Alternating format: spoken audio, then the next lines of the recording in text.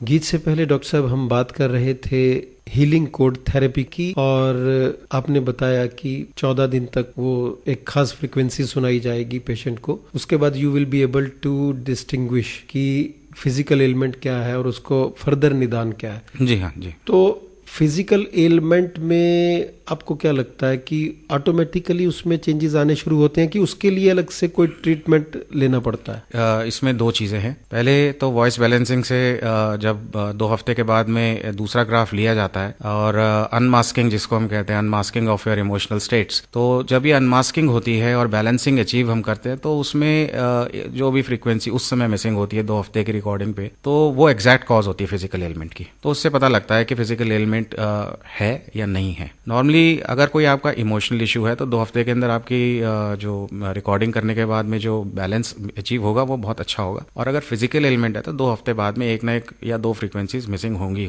दूसरा इसके अंदर है कि इशू बेस्ड थेरेपी जिसको मैं कहूँगा, जैसे कुछ मरीज होते हैं उन्हें इमोशनल स्टेट्स का पता नहीं है कि वाकई में उन्हें कुछ प्रॉब्लम है, वो सीधा आते हैं कहते हैं कि हमें इस चीज़ के लिए, इस पर्टिकुलर इशू के लिए इलाज चाहिए। तो उस केस के अंदर वॉइस बैलेंसिंग करने की भी जरूरत नहीं है, क्योंकि जो उनकी जो डिमांड है कि मुझे इसी चीज़ के लिए, स्पेशली अगर जॉइंट पेन के लिए वो कहते हैं कि मुझे फ्रीक्वेंसी चाहिए या शियाटिका के लिए चाहिए, तो हम उसको वो देते हैं। डॉक्टर साहब, थोड़ा सा सुनने में हैरानी होती है कि कुछ बीमारियां, जैसे आपने अभी शियाटिका की बात की या जॉइंट पेन की बात की, मैं उसी बात पर आना चाहता था कि बीपी, हार्ट प्रॉब्लम या स्किन डिजीजेज इवन और शुगर, ये कहीं ना कहीं लगता है कि इमोशंस के साथ जुड़ी हुई है, क्योंकि प्रेशर जब होता है, हमें टेंशन होती है, तो ये शूट अप होते हैं इनके लेवल्स। जी हाँ, बिल्कुल, ये लाइफस्टाइल से रिलेटेड है सारी, ये सारी लाइफस्टाइल से रिलेटेड है जी। लेकिन अगर हम अर्थराइटिस की बात करें जी, जिसमें आपकी हड्डियां जैसे घिस गई हैं मान लीजिए जी,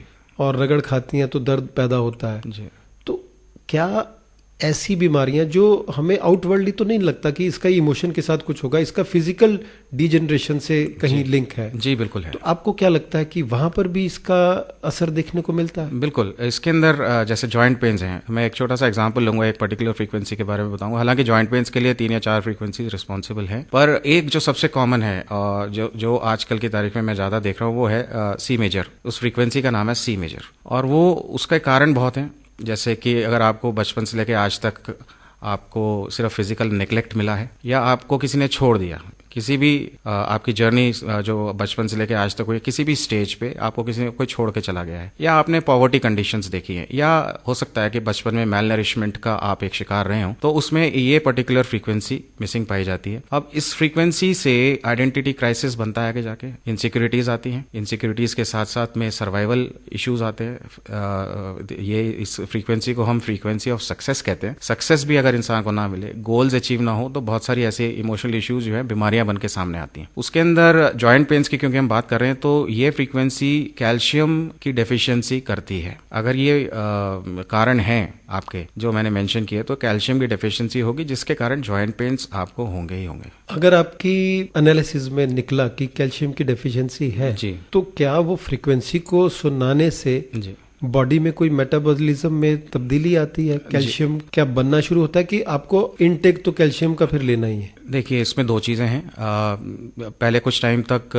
कैल्शियम की जो फ्रीक्वेंसी है, जैसे मैंने बताया सी मेजर अगर है, तो वो एक ब्रॉड काफ़ी इसकी रेंज है। कैल्शियम की एक अलग फ्रीक्वेंसी है जो कि एक रूट वैल्यू कैल्शियम के बहुत अलग और स्पेसिफिक है। तो ऐसे केसेस के अंदर हम लोग यही फ्रीक्वेंसी जो रूट वैल्यू की है उसे रिकॉर्ड करके डिजिटल टोन जनरेटर पे MP3 के फॉर्म में पेशेंट को सुनाते हैं, जिसके कारण से इनिशियली हीलिंग तो होती है, रीजनरेशन होता है, पर इस स्टेज तक हम ये पद्धति अभी तक नहीं पहुंची है, क्योंकि रिसर्च में है। ऐसे पेशेंट्स इतने नहीं हैं जिससे कि मैं आपको क्लेम कर सकूं कि इस पद्धति से आपकी दवाई छूट जाएगी। ये फ्यूचर में हो सकता है, आज से 6 महीने के बाद में मैं बोल सकूं आपसे, ये पद्धति दवाई छुड़ा सकती है। दवाई छुड़ा सकती है कि कैल्शियम की डेफिशिएंसी है तो कैल्शियम की इनटेक छुड़वा सकती है? देखिए, जब हम कान में सुनेंगे किसी चीज को, फ्रीक्वेंसी को, तो उसका रिप्लेनिशमेंट तो होगा ही होगा। तो इसलिए आपके बाहर से जो आपकी आवक है ड्रग के फॉर्म में, जो आप कैल्शियम की टैबलेट ले रहे हैं, आगे जाके ये भी हो सकता है कि आप ना लें, क्योंकि आपकी इनटेक पहले ही ठीक कर चुकी है इसको, आपकी साउंड फ्रीक्वेंसीज पहले ही ठीक कर चुकी हैं। ये सिर्फ लैब टेस्ट से ही पता लग सकता है। अगर ब्रॉडली एक लिस्ट बनाई जाए जी बीमारियों की जी, तो क्या रेंज है? किस किस नेचर की बीमारियां इस पद्धति से ठीक की जा सकती? देखिए, अभी तक जो कुछ ठीक हुआ है इस पद्धति से मैं आपको एक शॉर्ट में बताता हूँ।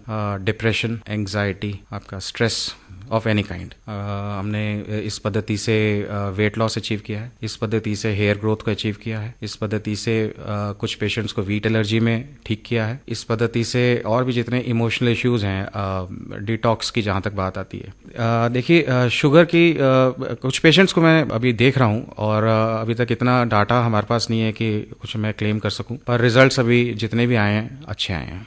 स्किन की प्रॉब्लम्स, स्पेशली एलर्जी हो गई, कफ हो गया, साइनसाइटिस हो गई, आपके इवन एस्थमा के अंदर कुछ पेशेंट्स को फ़ायदा हुआ है, क्योंकि ये सब के सब डिजीजेज जितनी भी हैं ये इमोशन से रिलेटेड हैं। जिस समय उसको इमोशन को एक पॉजिटिव इनपुट मिला, वो उन्होंने जिस मरीज को मिला उन्होंने पॉजिटिवली रिस्पॉन्ड किया है। क्योंकि इमोशंस की बात कर रहे हैं, कुछ लोग ड्रग एडिक्ट्स होते हैं जी, या बहुत जल्दी टेम्पर लूज, आज की जनरेशन तो बहुत जल्दी टेम्पर लूज करती है। हाँ जी। तो ये जो बहुत एक्सट्रीम है इमोशंस की, गुस्सा आना या एडिक्शन हो जाना, आपकी इस एनालिसिस में, आपकी इस थेरेपी में जी क्या पॉसिबल है कि इन सब चीज़ों से निजात मिल जाए? जी हाँ, कुछ एक मरीजों को ट्रीट किया गया है। वो लोग आए थे, जैसे पॉसिबल एडिक्शंस थे, ड्रग एडिक्शन भी थे, टोबैको एडिक्शन भी थे, अल्कोहल एडिक्शन भी थे, ये सब खत्म हो चुके हैं। एंगर मैनेजमेंट में मैं यही कहूँगा कि बहुत अच्छे रिजल्ट्स अचीव किए हैं। काफ़ी रिलैक्सेशन फील करते हैं मरीज। उनका जो इमोशनल आउटबर्स्ट का एक पैटर्न हुआ करता था, चाहे वो फैमिली के साथ हो, चाहे अपने दोस्तों के साथ हो, या हो सकता है उनका इमोशनल आउटबर्स्ट एक रोड रेज के फॉर्म में आ रहा हो, तो उसमें भी हमने काफ़ी इस पद्धति से सफलता हासिल की है। नॉर्मली किसी भी एलिमेंट से जो आपको रिजल्ट्स मिलते हैं जी, कितने दिन में मिलने शुरू हो जाते हैं? देखिए, डिपेंड कर रहा है कितनी फ्रीक्वेंसीज। एक तो पहली बात आपकी आवाज़ में मिसिंग है। अगर सिर्फ 1 या 2 फ्रीक्वेंसीज हैं और सिर्फ इमोशनल इश्यूज हाईलाइटेड हैं उसके अंदर, तो इलाज 10 से 14 दिन के अंदर उन सब चीज़ों को ठीक कर रहा है, बिना किसी ड्रग्स के, बिना किसी मेडिकेशन के। और आपने जैसा बताया कि इसकी किसी भी पैथी के साथ कोई इंटरफेरेंस नहीं है। बिल्कुल नहीं है। अगर आप एलोपैथी ले रहे हैं, होम्योपैथी ले रहे हैं, आयुर्वेद या एनी अदर पैथी, आप साथ में इसको कर सकते हैं। बिल्कुल। और आपके रिजल्ट्स काफी बेहतर हो जाएंगे, और ये भी हो सकता है कि आपकी डिपेंडेंस बाकी पैथीज पे छूट जाए। बिल्कुल, ये अभी एक it's a matter of research,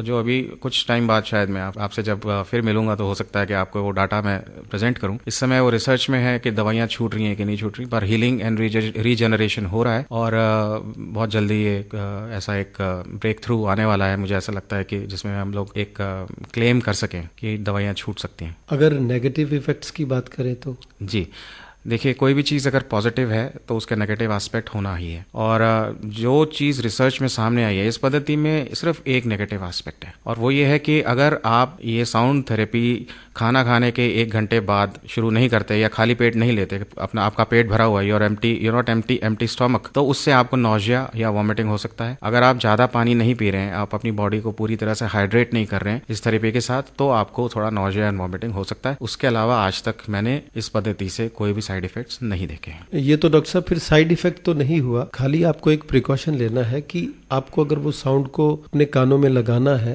जी, तो आप एम्प्टी स्टमक लगाएं जी, और पूरा दिन आपको पानी पीना है जी। तो मुझे लगता है कि अगर हमें इन्हें ठीक शब्दों में रखें तो ये साइड इफेक्ट नहीं हुए, ये एक प्रिकॉशन है, और अगर ये प्रिकॉशन नहीं लेते तो वॉमिटिंग, नोजिया की फीलिंग हो सकती है। जी हाँ जी।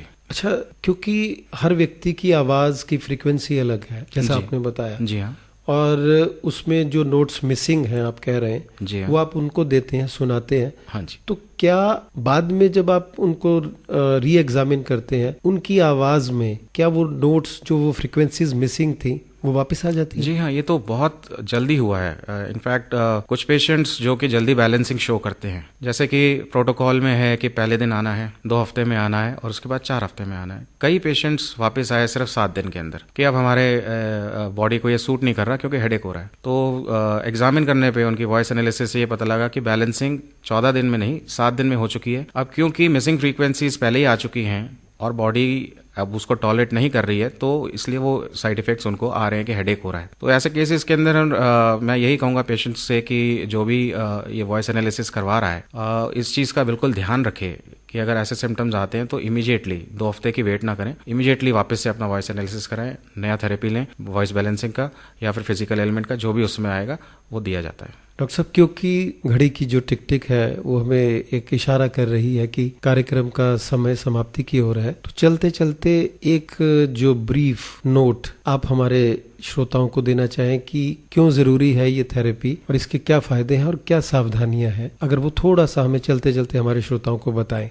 जी, मैं इतना ही कहूँगा कि नई थेरेपी है हीलिंग कोड थेरेपी, जो कि बिल्कुल नई थेरेपी है, new concept in holistic healing. सिर्फ डॉक्टर के ऊपर निर्भर मैं कहूँगा कि आपको नहीं होना चाहिए, आपको अपना डिसिप्लिन भी इसके अंदर बहुत ज़्यादा दिखाना है, फेथ दिखाना है। जब तक आपका डिसिप्लिन, फेथ एंड डेडिकेशन इस सिस्टम के प्रति नहीं होगा, आप ये एक्सेप्ट नहीं करेंगे कि ये थेरेपी आपको ठीक कर सकती है, तो ना तो आप ये म्यूजिक को सुन पाएंगे अपने कानों में, ना ही आपकी हीलिंग हो पाएगी। तो आज तक जितने भी पेशेंट्स मेरे ठीक हुए हैं, जिनके टेस्टिमोनियल्स आज मेरे पास हैं, मैं उनके लिए एक या दो शब्द कहूंगा that I feel very grateful and honoured to have work with them, और स्पेशल ग्रैटिट्यूड टू देम कि उनके डिसिप्लिन से और उनके फेथ से आज मैं इस मुकाम पे हूं कि मैं आपको आज कह सकता हूं कि ये थेरेपी जो है बहुत बेनिफिशियल है।